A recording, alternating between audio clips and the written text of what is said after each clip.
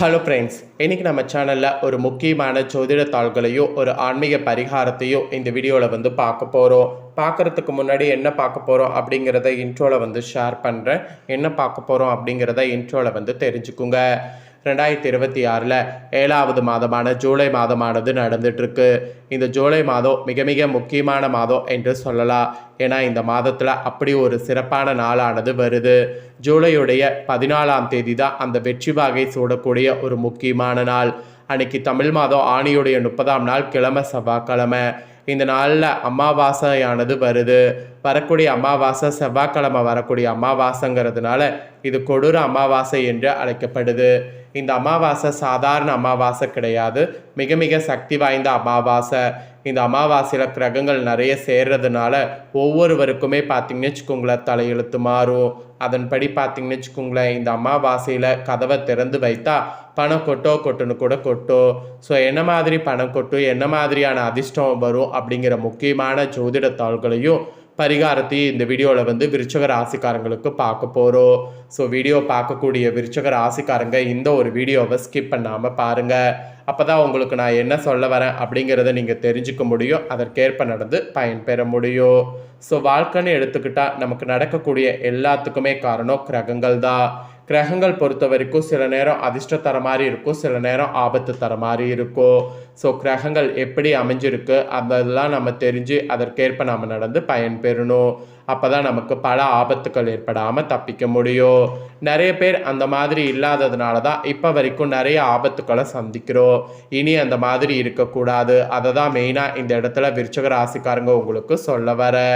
அதே போல் நிறைய பேர் அமாவாசைங்கிறது மெயினாக பார்த்திங்கன்னு வச்சுக்கோங்களேன் முன்னோர்களுக்கு திதி தர்ப்பணம் கொடுக்கக்கூடிய நாளுன்னு மட்டும் நினைக்கிறோம். ஆனால் முன்னோர்களுக்கு திதி தர்ப்பணம் மட்டும் இல்லாமல் நம்ம பரிகாரங்களும் செய்யறதுக்கு உகந்த நாளாக அமாவாசையானது வருது. அமாவாசையில் நாம் செய்யக்கூடிய சின்ன பரிகாரமும் நமக்கு பெரிய அளவில் பார்த்திங்கன்னு வச்சுக்கோங்களேன் வெற்றியை தரும். அதனால் அமாவாசையில் சில பரிகாரங்கள் உங்கள் ராசிக்கு செய்கிறது நல்லது. அதன்படி ஆணி அமாவாசையில் என்ன பரிகாரம் செய்யணும் அப்படிங்கிறத முதல்ல உங்கள் ராசிக்கு ஷேர் பண்ணுறேன்.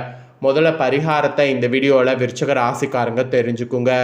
அதுக்கப்புறமேட்டு உங்களுக்கான பலனை அதிரடியாக பார்க்கலாம். ஸோ உங்களுக்கு கண்டிப்பாக பார்த்திங்கன்னு வச்சுக்கோங்களேன் இந்த வீடியோ ரொம்பவே யூஸ்ஃபுல்லாக இருக்கும். அதனால் வீடியோவை ஸ்கிப் பண்ணாமல் ஃபுல்லாக பாருங்கள். முதல்ல உங்களுக்கு அமாவாசையில் செய்ய வேண்டிய பரிகாரத்தை பார்க்கலாம், அப்புறமேட்டு பலன்களை பார்க்கலாம்.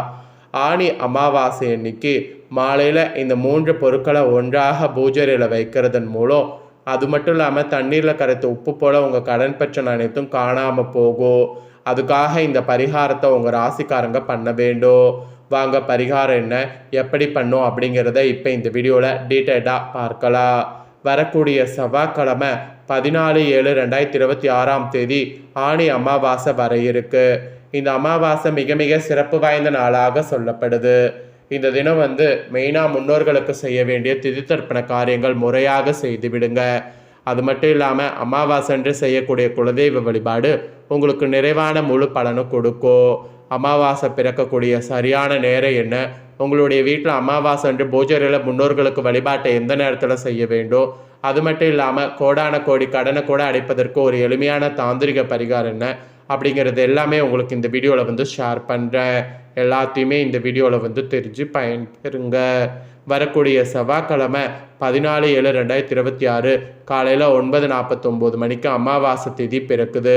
அடுத்த நாள் காலையில் புதன்கிழமை 10:54 வரைக்கும் அமாவாசை திதி இருக்குது.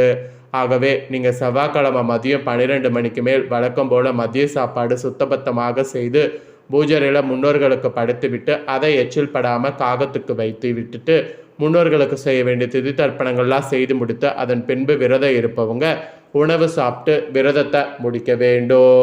அமாவாசை அன்று இந்த மாதிரி செய்துட்டு அப்புறம் கடன் தீர பூஜையில் செய்ய வேண்டிய பரிகாரம் இது. கடன் தீர பரிகாரத்தை பூஜையில் எப்படி செய்ய வேண்டும் என்பதை இப்போ நான் உங்களுக்கு சொல்ல போகிறேன், வாங்க பார்த்துக்குங்க. கரெக்டாக இந்த நாளில் முன்னோர்களை வழிபட்டு மதிய நேரம் முடித்த பிறகு மாலையில் 6 மணிக்கு மேல் பூஜையில் ஒரு விளக்கேற்றி வைங்க. குலதெய்வத்தை மனதார வேண்டிக் கொள்ளுங்க. மஞ்சள் நிறத்தில் சதுர வடிவில் ஒரு துணி எடுத்துக்கொள்ளுங்க. அந்த துணியில் ஒரு கைப்பிடி கல்லுப்பு, ₹1 நாணயம், சின்ன தங்க மோதிரம், இல்லைனா சின்னதாக ஏதாவது கம்மல், மூக்குத்தி எதுவாக இருந்தாலும் ஒன்று அந்த உப்பின் மேல் வைங்க. அப்புறம் குலதெய்வத்தையும் மனதார வேண்டிக் கொள்ளுங்க. உங்களுக்கு இருக்கக்கூடிய கடன் பிரச்சனை தீர வேண்டும், அடமானத்தில் இருக்கக்கூடிய நகை சொத்து பத்திரங்கள் எல்லாம் சீக்கிரம் மீட்கப்பட வேண்டும் என்று வேண்டிக் கொண்டு இந்த முடிச்ச தயார் செய்து கட்டி அப்படியே மகாலட்சுமி பாதங்களில் வைத்து விடுங்க. இறுதியாக ஒரு கற்பூர ஆரத்தி காண்பித்து இந்த பூஜையை நிறைவு செய்து கொள்ளுங்க. இரவு முழுவதும் இந்த முடிச்சு பார்த்தீங்கன்னு வச்சுக்கோங்களேன், அப்படியே பூஜையில் இருக்கட்டும். மறுநாள் காலை எழுந்து குளித்து விட்டு புதன்கிழமை மதியம் 10:30 மணிக்கு முன்பாக ஒரு சுத்தமான டம்ளரில் தண்ணீரை எடுத்து அந்த முடிச்சில் இருக்கக்கூடிய கல்லுப்பை மட்டும் உங்கள் கையால் எடுத்து அந்த தண்ணீரில் போட்டு கரைத்து விடுங்க. கடன் கையை விட்டு கறந்து போய்விட்டது என்று முடிவு செய்து இந்த கல்லுப்பை தண்ணீரில் கரைங்க. அந்த ₹1 நாணயத்தை கோவில் உண்டியில் போடுங்க. தங்கத்தை எடுத்து நீங்கள் வழக்கம் போல் பீரோவில் வைங்க, அல்லது போடக்கூடிய தங்கமாக இருந்தால் நீங்கள் அணிந்து கொள்ளுங்க.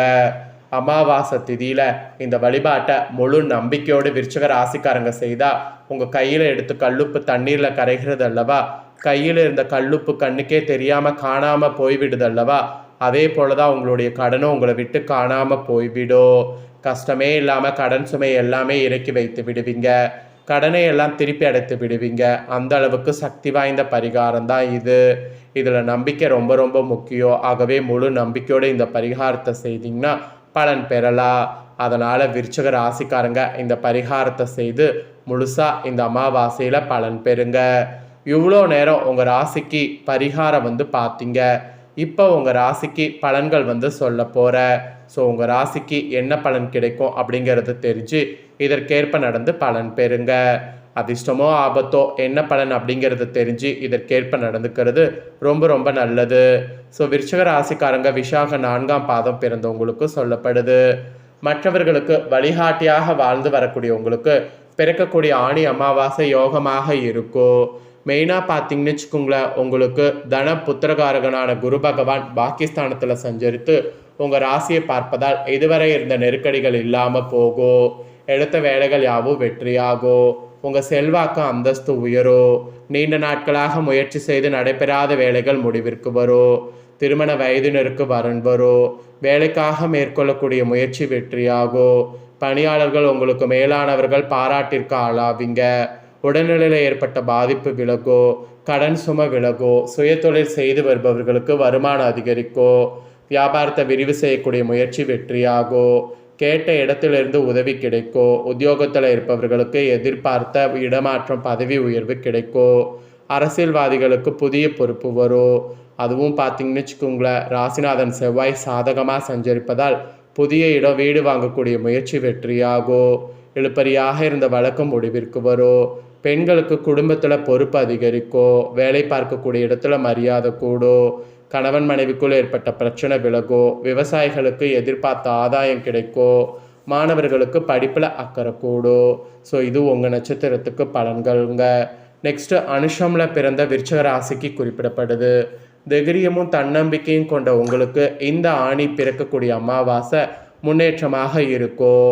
பூர்வ புண்ணிய ஸ்தானத்தில் கர்மகாரகன் சனி பகவான் சஞ்சரித்தாலும் பாக்கிய குருவின் பார்வை சனி பகவானுக்கு உண்டாவதால் குடும்பத்தில் சுபிட்சமான நிலை இருக்கும். மனதில் ஏற்பட்ட குழப்பங்கள் விலகும். பிள்ளைகளுக்காக எடுக்கக்கூடிய முயற்சி வெற்றியாகும். பூர்வீக சொத்துல ஏற்பட்ட பிரச்சனை விலகும். உயர்கல்வி முயற்சி வெற்றியாகும். சிலருக்கு குழந்தை பாக்கியம் உண்டாகும். வியாபாரம் தொழிலில் எதிர்பார்த்த ஆதாயம் கிடைக்கும். நீண்ட நாட்களாக இழுப்பறியாக இருந்த வேலைகள் முடிவிற்கு வருங்க. நெக்ஸ்ட்டு கேட்டயத்தில் பிறந்த விருச்சிக ராசிக்கு குறிப்பிடப்படுது. வெற்றி படிக்கட்டில் கால் வைத்துள்ளவங்களுக்கு இந்த பிறக்கக்கூடிய ஆணி அமாவாசை முன்னேற்றமாக இருக்கும். புதன் வக்ரமாக சஞ்சரித்தாலும் பாக்கிய குருவால் உங்கள் முயற்சி வெற்றியாகும். புதன் வக்ர நிவர்த்தி அடைவதால் தடைப்பட்ட வேலைகள் நடந்தேறும். எதிர்பார்த்த பணம் வரும். குடும்பத்தில் இருந்த நெருக்கடிகள் விலகும். வியாபாரம் தொழிலில் லாபம் கிடைக்கும். வேலையில் ஏற்பட்ட பிரச்சனை முடிவிற்கு வரும். அதனால் கவலை வேண்டாம். ஸோ விருச்சிக ராசிக்காரங்களுக்கு நட்சத்திரத்துக்கு ஏற்ப என்ன பலன் கிடைக்குமோ அதை தெளிவாக இந்த வீடியோவில் ஷேர் பண்ணிட்டேன். ஷேர் பண்ணதை இந்த வீடியோவில் தெரிஞ்சிருப்பீங்க. தெரிஞ்சதுக்கேற்ப நடந்து பயன்பெறுங்க. இதை நீங்கள் பார்த்தது போல் உங்கள் ஃப்ரெண்ட்ஸ் ஃபேமிலி இருக்கவங்களும் பார்த்து பலன் பெறணும்னு நினச்சிங்கன்னா வீடியோ லைக் பண்ணி ஷேர் பண்ணுங்கள், அவங்களும் பார்த்து பயன்பெறட்டும். இதே போல் புதிய தகவல்களை தெரிந்து கொள்ள மறக்காமல் நம்ம சேனலை சப்ஸ்கிரைப் பண்ணுங்கள், கூட பெல் பண்ண ப்ரெஸ் பண்ணுங்கள். அப்போ தான் நான் போகிற மற்ற அப்டேட்டான எல்லா வீடியோஸும் உடனுக்குடனே தெரிஞ்சுக்க முடியும். ஸோ மறக்காமல் சப்ஸ்கிரைப் பண்ணி பெல் பண்ண ப்ரெஸ் பண்ணுங்கள். நெக்ஸ்ட்டு இதே போல் சுவாரஸ்யமாக வேறொரு புதிய வீடியோவில் உங்களை சந்திக்கிறேன். சப்ஸ்கிரைப் பண்ணுங்கள், சப்போர்ட் பண்ணுங்கள்.